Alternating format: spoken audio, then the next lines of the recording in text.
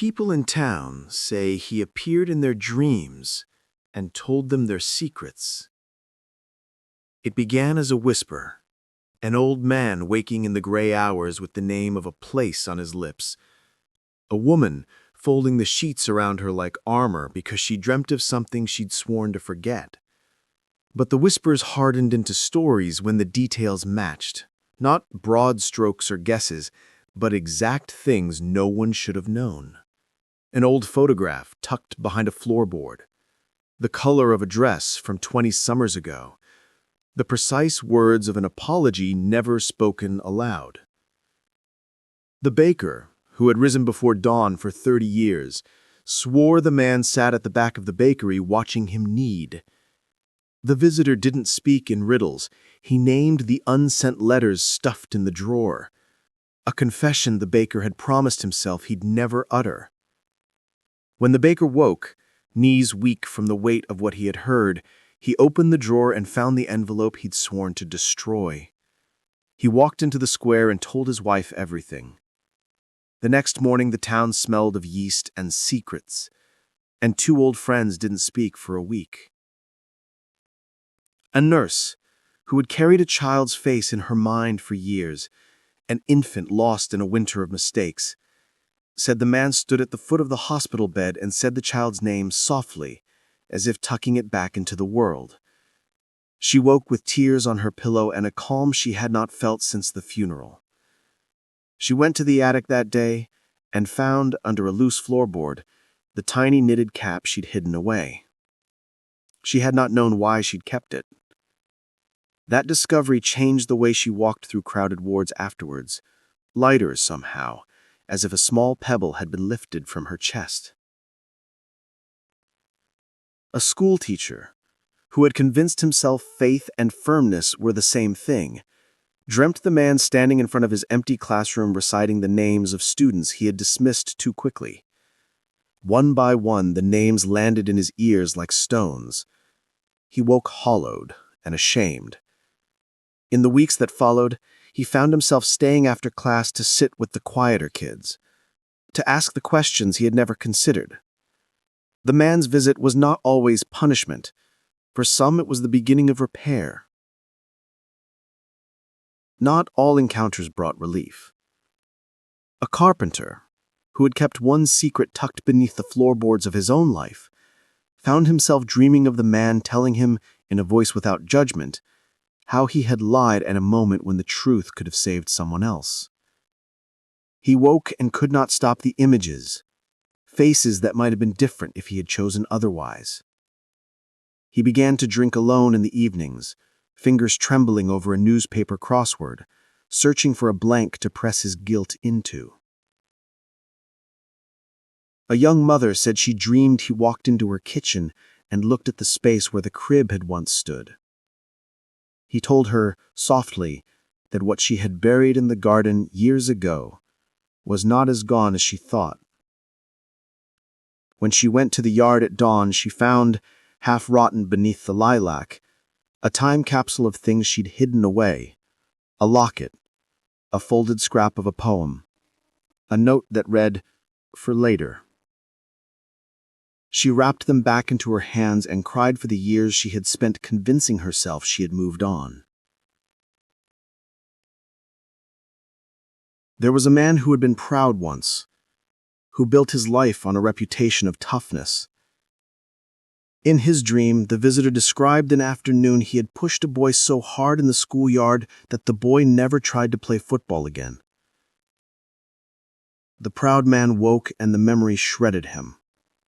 He sought out the man, now grown, and apologized in a voice that cracked like old plaster. The apology did not erase the past, but it unstrangled something in both of them. Years later, the grown man would say that the dream had given him back a childhood he had not realized he had abandoned.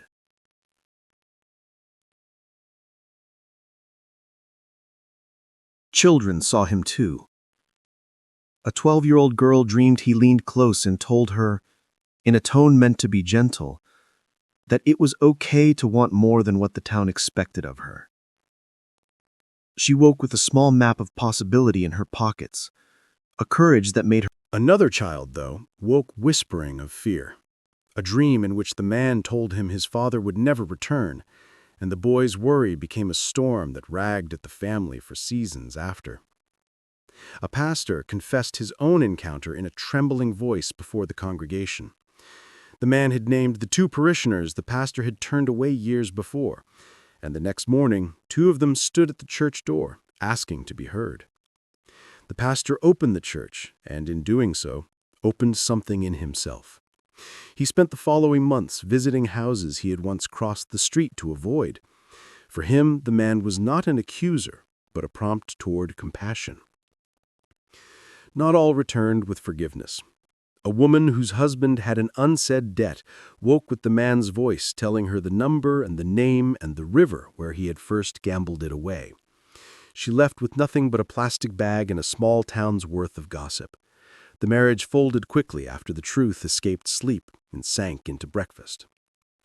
Another family, accused in a dream of a theft they swore they'd never committed, found neighbors turning away, suspicion seeding itself like thistles. Rumor and revelation braided together until some relationships could not breathe. The town changed the rhythm of its days. Coffee shops filled at midnight with the sleepless, the daring, and the terrified. Bars emptied at 3 a.m, not from revelry, but from people trying desperately to stay awake. Pharmacies sold out of sleeping pills, then of stimulants. High schoolers turned insomnia into a contest. Who could outlast the moon? Their laughter was brittle. Despite the effort, exhaustion returned like tide, and with it the man in dreams, patient, precise, and eerily unconditional. People began to test him. A skeptic, a reporter from the city, camped in a motel on the edge of town to write the thing down cleanly. He interviewed dozens, recorded interview after interview, took notes in the morning light, and made jokes about mass hysteria in the bar at night. The town kept offering up their stories like small, odd treasures. Then he dreamed. The man was there, leaning in as if about to read a page. "You make people's stories into headlines," the visitor said. "Whose story are you saving when you take theirs?" The reporter woke gasping, more human and less certain than the scoffing man who had arrived. The article never ran. There were people who tried to stop him. Prayer circles, cleansing rituals, drums beat against the night, charms pinned to pillows. Some who wanted to punish the thing that had stripped them, others who wanted to thank it and keep it close. None of it mattered. The man did not live in the streets or the wood. He came in the private dark, where locks meant nothing and the truth was a fragile, unavoidable light. Sometimes he appeared to reveal loss. An elderly woman dreamed he tapped the candlestick her brother had given her before the war and said simply, "You forgot how brave you were." She awoke and the years reorganized. Men came to listen to her stories. Neighbors began dropping by with lemons and bread. Other visits were a kind of merciless mercy. A daughter learned that her mother had once considered leaving when the child was small, and the new knowledge cracked open old resentments so they might be healed, or at least spoken. Rumors swirled about who he might have been. Some said he was an angel of accounting, sent to balance the books of memory. Others thought him a projection of the town itself, a conjured conscience born from a community saturated with old compromises. A few whispered he was a hunger, a dark thing collecting pieces of private life like beads on a string, growing larger with every confession. Theories bloomed to fit the fear and comfort of those who needed answers. None of them provided comfort for long. A broken relationship once mended itself when the man showed up in both partners' dreams, each hearing a version of the hurt they had inflicted, and in that shared night, both choosing to come back to the table. In other instances, marriages ended, recipes went unshared, friendships dissolved. The man's interventions were never moralistic. They were observational. He laid bare, and people either repaired what broke or walked away with the honesty now between them. Time, which had seemed to move in tidy lines in that town, began to ripple. Stories overlapped. Two neighbors reported the same phrase from the visitor on the same night. A father and daughter described the same memory he named, though they had never spoken of it aloud. People began to keep notebooks by their beds, hoping to capture what he said before it dissolved with dawn. Some journals filled quickly, ink like the slow accretion of new weather.